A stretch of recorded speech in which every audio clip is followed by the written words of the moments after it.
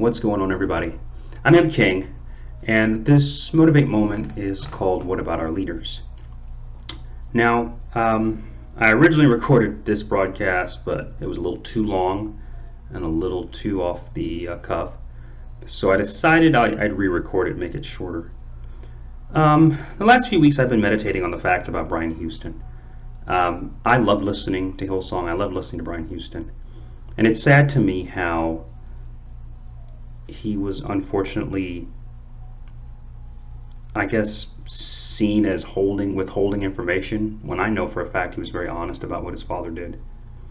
And then it saddens me how two women have come out against him and he had to resign. Church, I don't know whether you realize this, but there are so many pastors that leave the church every year.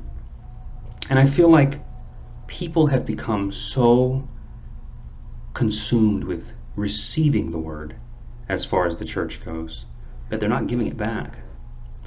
Brian Houston will always be a great man of faith as far as I'm concerned.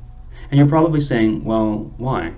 Brian Houston had to resign or blah, blah, blah, blah, blah. Well, I say that because David.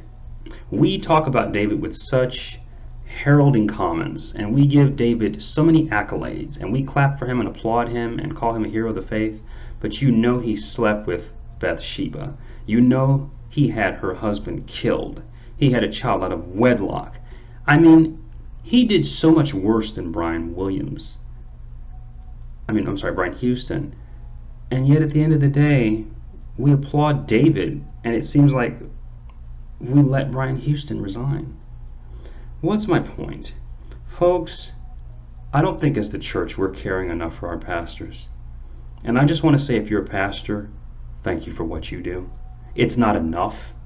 It's not going to change the fact of what's going on, but thank you. You're in my prayers, and I hope those watching, you're in their prayers. I'm M. King. See you next time.